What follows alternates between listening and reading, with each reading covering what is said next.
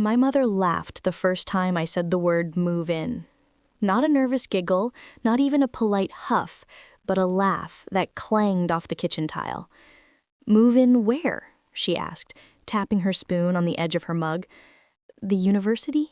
I said, and I could hear my own voice go smaller. Which university? My father chimed in, already smirking. The community college is 15 minutes away, Emma. You don't need to move in for that. My brother didn't even try to hide his grin. Just be realistic, he said. Not everyone's built for college. Jessica, older by 2 years and the family's second pride project, didn't look up from her phone. At least I got a full ride to state, she said, like the weather. My grandmother tapped my brother's wrist and cooed, Your brother is the smart one. I swallowed and said, as calmly as I could, Watch me. It's funny how you learn the secret language of your own house. I knew which door hinges sighed, which stairs complained, and how to slip a textbook into the laundry basket if someone walked in suddenly. I kept my SAT practice books behind cereal boxes, slides of derivatives nestled among honeyed oats and flakes. I printed out scholarship emails and tucked them inside old magazines stacked under my bed, the edges of envelope flaps like quiet wings. At night, when the living room glowed blue and my family laughed at jokes I didn't hear, I sat at the kitchen table whispering calculus steps to myself until the numbers felt like beads I could count in the dark. My phone lived on the lowest brightness. Even then, acceptance portals shimmered like they were breathing. Stanford's clean crimson, MIT's crisp serif, Yale and Princeton draped in digital ivy, Johns Hopkins with its careful, clinical calm, Northwestern purple brushing the edge of my dreams. Why waste money on a girl's education? A cousin asked during a college decision dinner, slicing into his chicken like it had offended him. Just find a husband, my aunt joked, and the table chuckled. I looked down at a glossy community college brochure and slid it just enough to hide the edge of a different email subject line. We are delighted to inform you. But what my family didn't know was that I'd already been accepted to the Women in Computational Biology Institute at Johns Hopkins for the summer, and I'd read the email on the bathroom with the shower running so no one would hear me gasp. We are pleased to invite you, it began, and my hands shook so much I left mascara on the tile. I printed the invitation and tucked it into my shoebox. The shoebox that lived under my bed with screenshots of acceptance portals, a copy of my 1580 SAT score report, campus visit photos, and a note to myself that said, You don't have to tell them to make it real. When my brother strutted into the kitchen with a 1200 SAT and a new hoodie from State, everyone clapped, like the national anthem had started. He's going places, my grandmother said.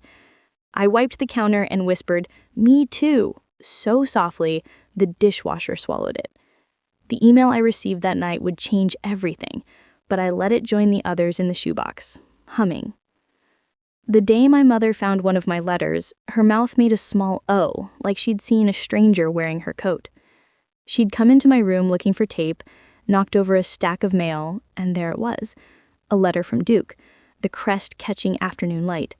What is this? She snapped, voice edged like foil. An acceptance letter, I said, trying to sound like my cheeks weren't glowing. To Duke? She repeated, as if I'd stretched my personality past its limits. My father leaned in the doorway. We gave the college fund to your brother. He's the one who will finish. You should think about realistic options. Realistic options. It had become a prayer, the kind people say to make sense of storms. At least your sister got a full ride to State, Jessica added, folding her ponytail into a perfect loop that made my fingers itch. I put the letter in my shoebox that night and cried with the kind of relief that tastes like salt and metal. After midnight, my phone chimed again. The subject line flashed like a beacon. Congratulations, Emma, 125K full ride scholarship. I pressed my forehead to the screen. A week later, at 2:04 a.m., another.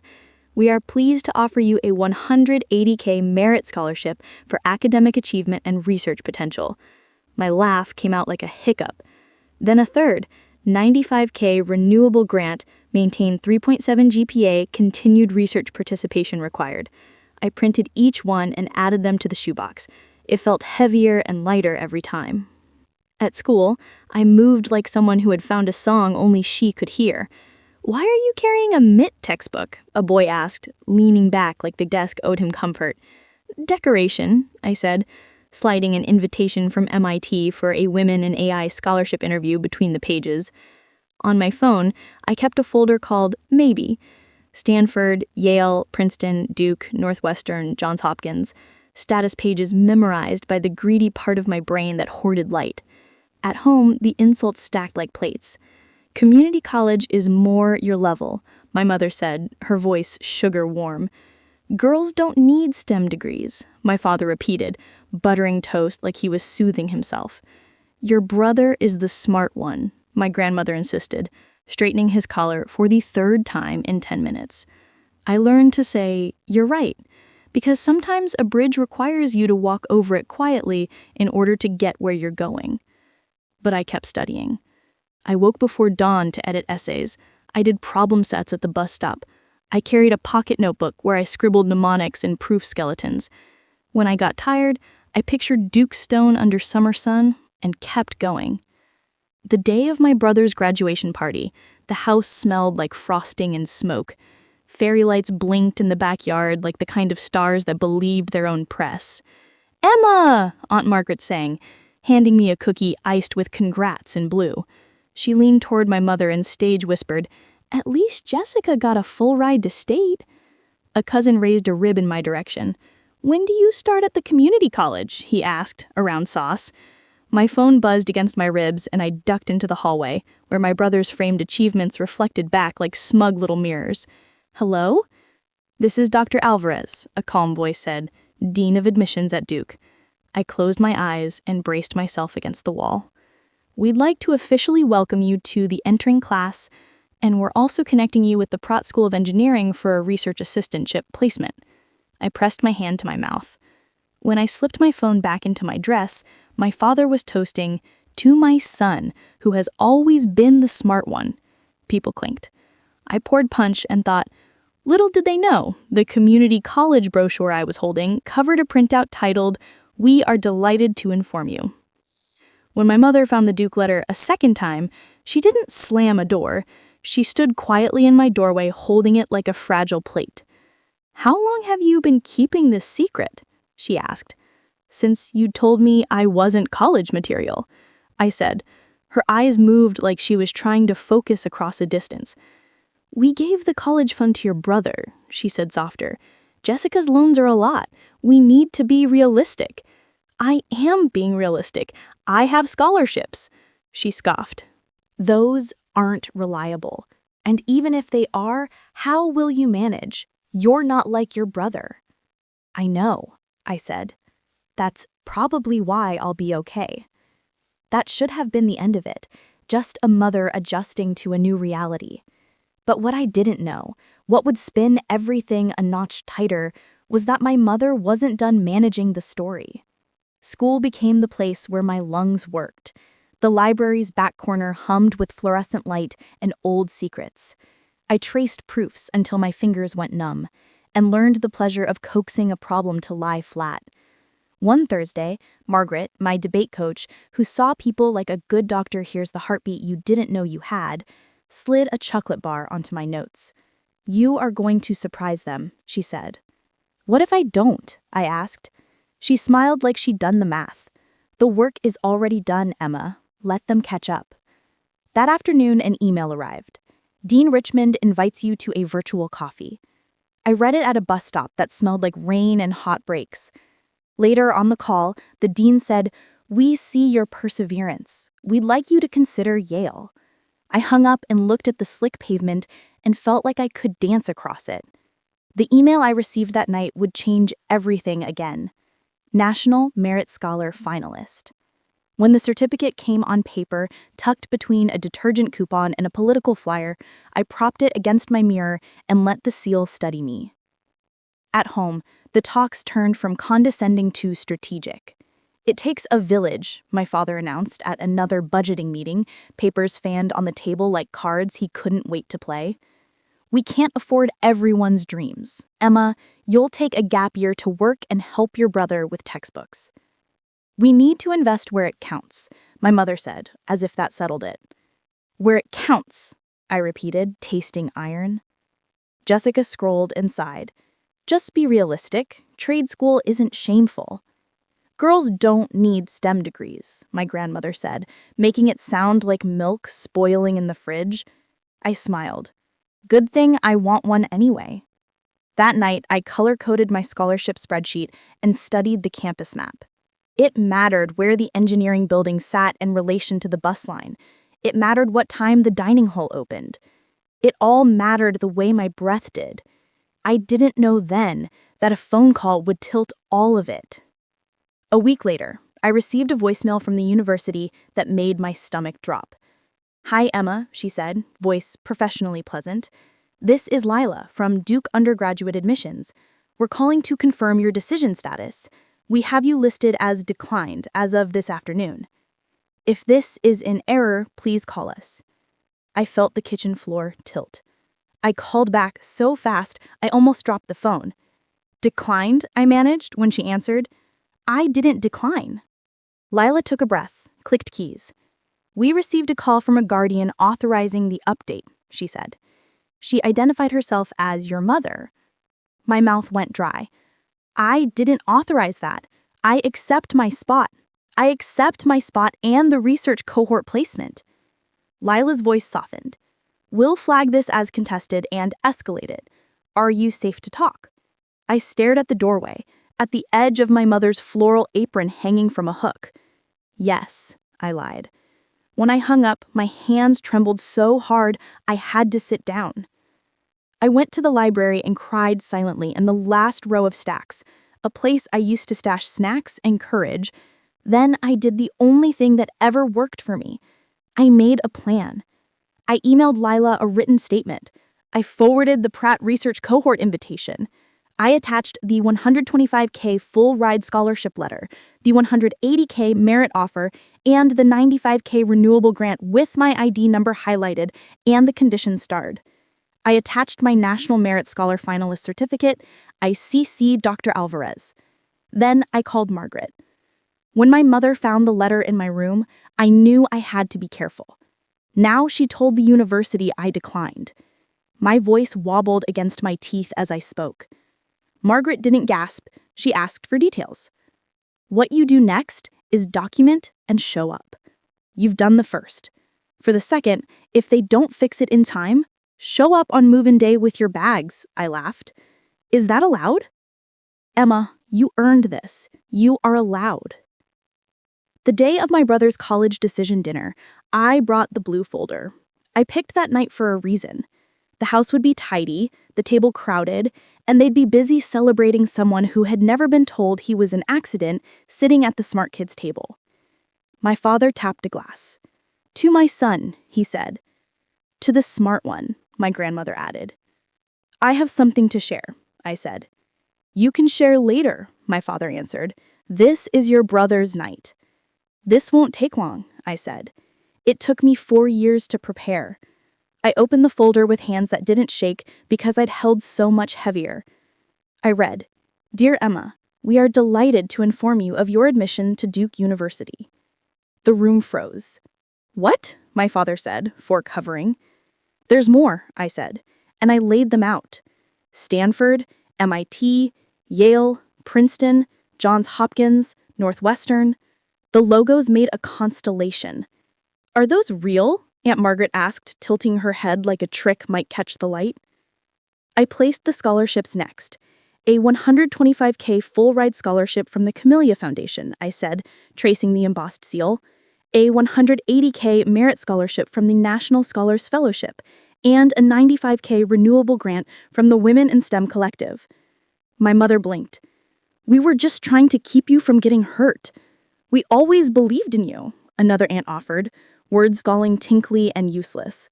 I saved the anchor for last and slid the $280K full-ride package letter across the table. I said, this covers tuition, room, board, research funds, conference travel, and a stipend. No loans. I added my National Merit Scholar finalist certificate and a printed email from Dean Richmond at Yale congratulating me personally and offering mentorship, and the invitation from Pratt for the research cohort. I took a breath and added, almost casually, a Forbes editor emailed too. They're considering a feature on first-gen women in STEM. They asked for a photo. Jessica's napkin slipped off her lap. "Why didn't you tell us?" my father demanded. "We could have helped." I met his eyes. "You told me I wasn't college material. You gave the college fund to my brother. You told me to skip college to support him. You told me to be realistic." "We were motivating you," my mother insisted, voice rising. "We always believed in you," my grandmother repeated, but the words sounded like thin paper held to the sun. "Then why did you call Duke and tell them I declined?" I asked. The room cracked open.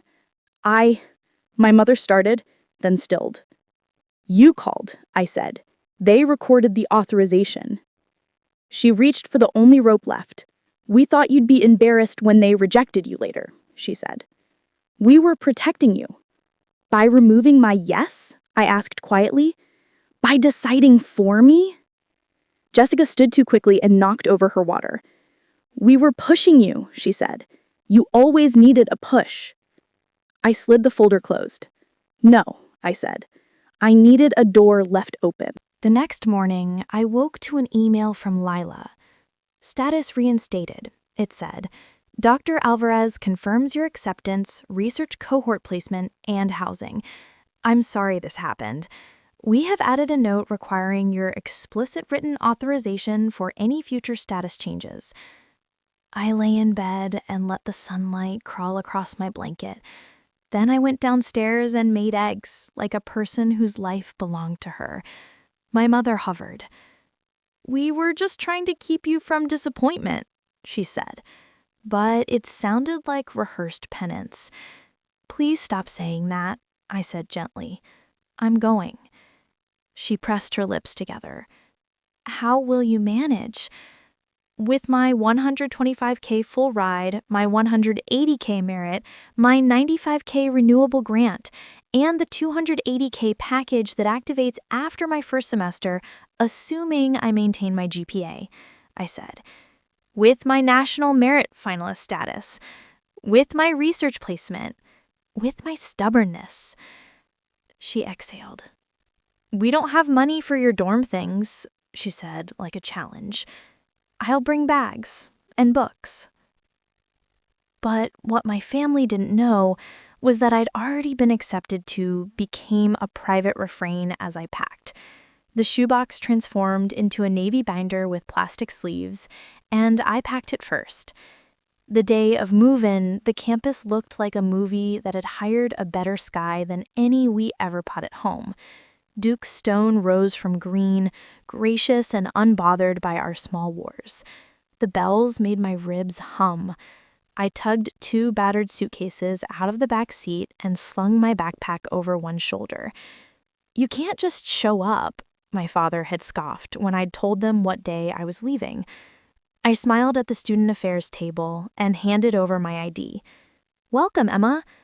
Room 314, elevators to the left." My mother stood a step behind me, arms crossed. "She doesn't have a room," she told the volunteer. "We declined." The volunteer glanced at her screen. "She's confirmed," she said. "All set." My hands shook around the handle of my suitcase.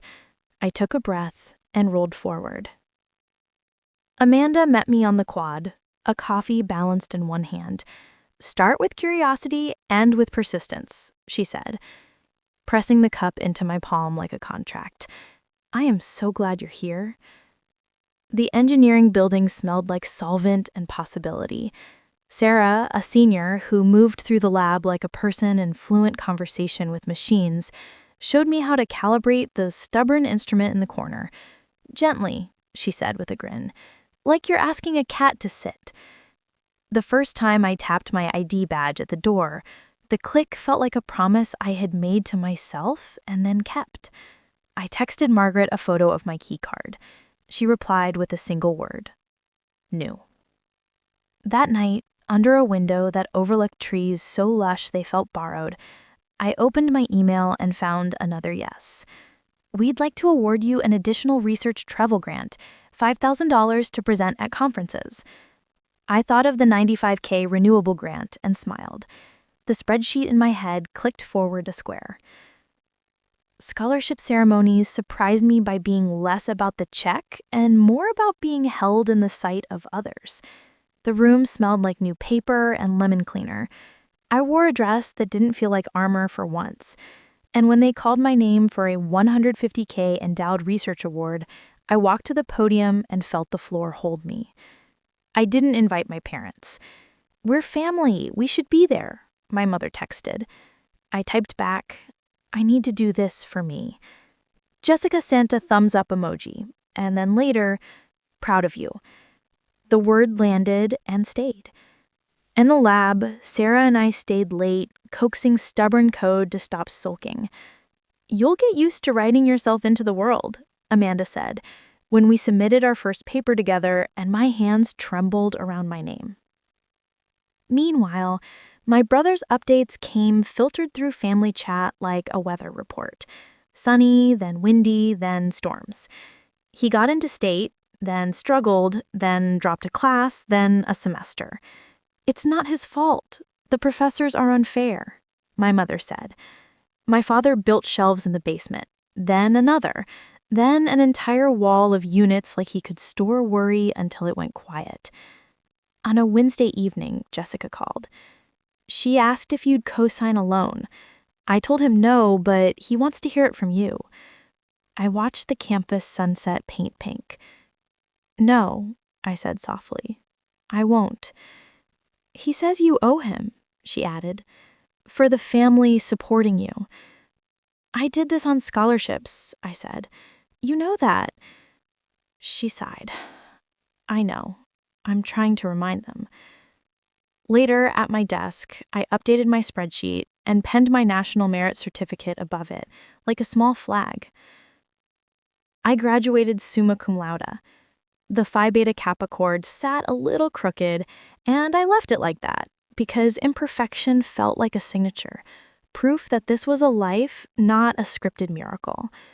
When they called my name, I didn't scan the crowd for my family's faces. I looked at the lights and let the applause pour into the space where other people's doubt used to echo.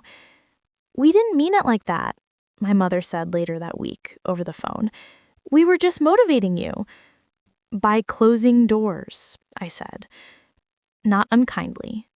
"I'm opening mine." Offers rolled in like weather fronts. Stanford wrote with crisp enthusiasm. Princeton invited me to join an initiative for women in the sciences. MIT offered a spot in a computational lab that made my palms buzz. I chose a fully funded PhD. The stipend was generous, the work honest and hard. In my second year, a Forbes editor left a voicemail. "We're highlighting early career educators changing the landscape.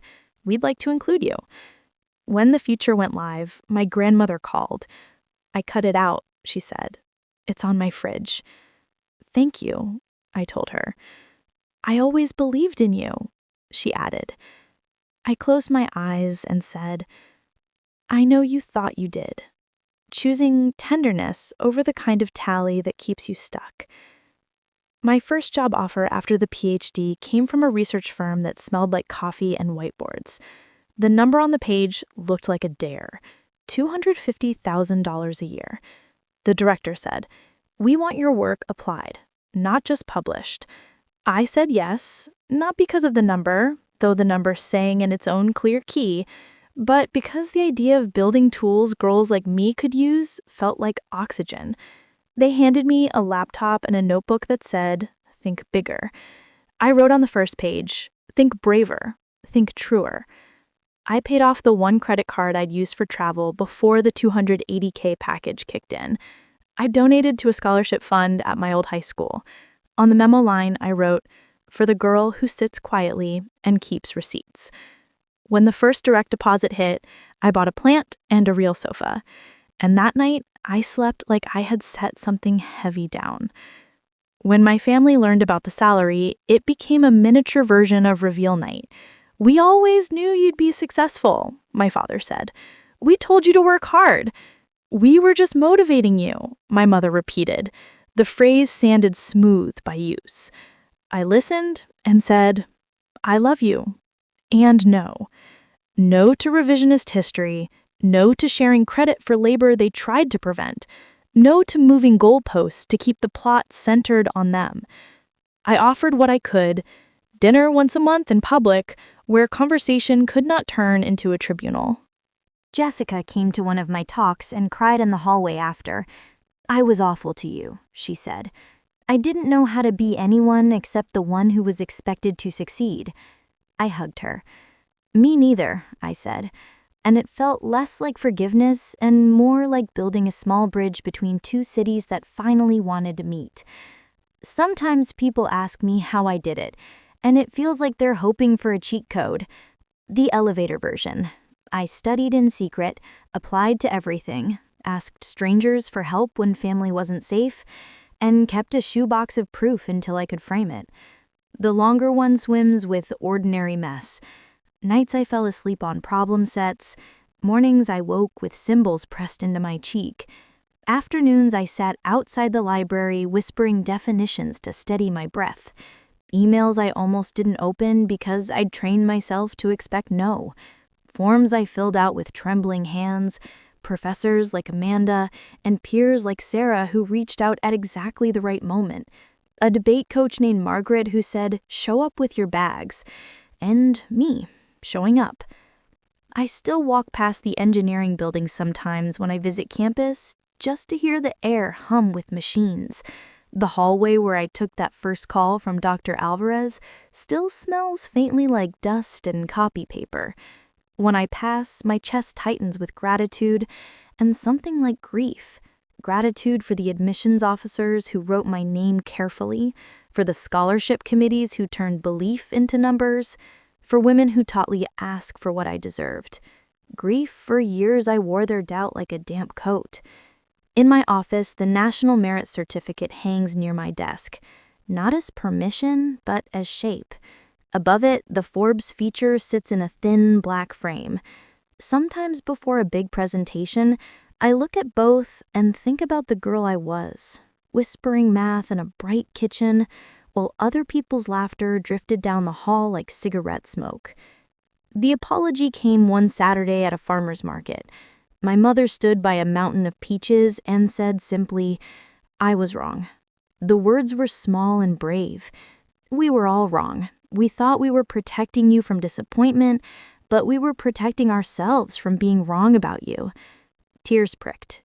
"Thank you," I said. She took a breath. "We told your brother to get a job," she added. "Good," I said. "It's time." She nodded.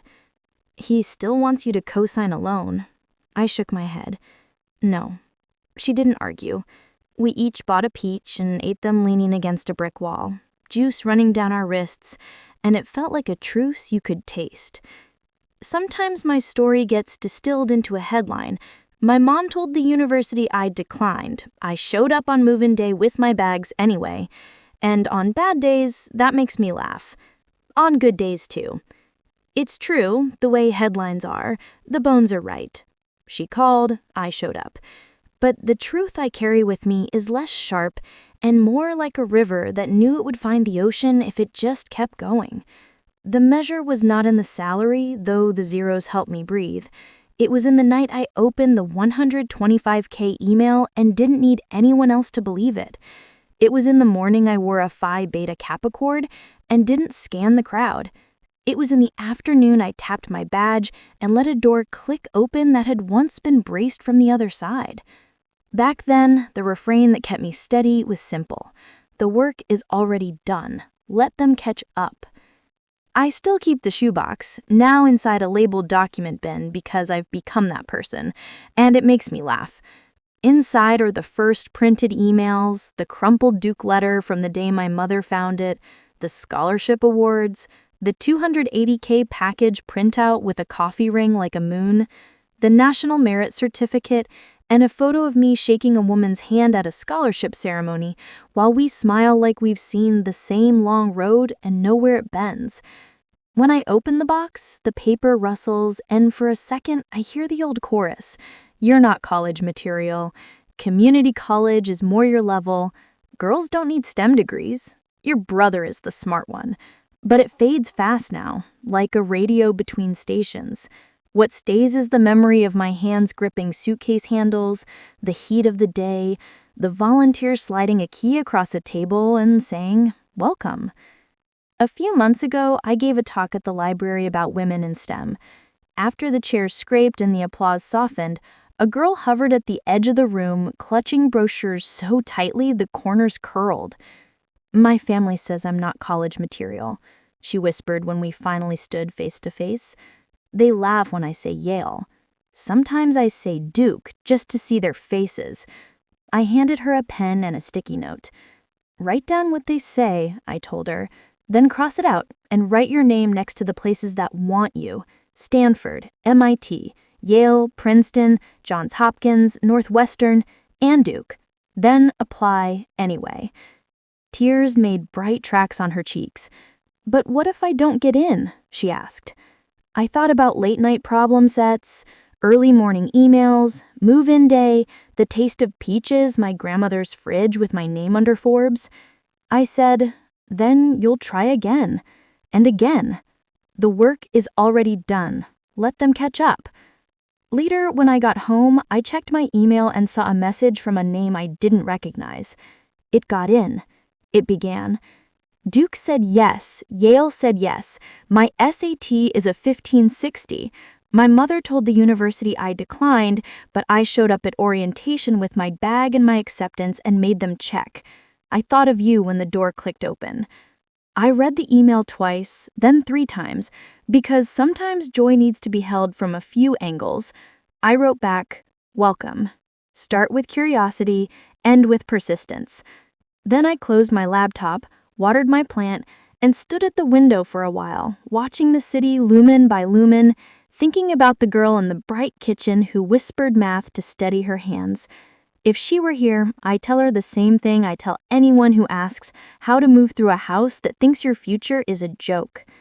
Get your yes in writing, keep it safe, pack your bags.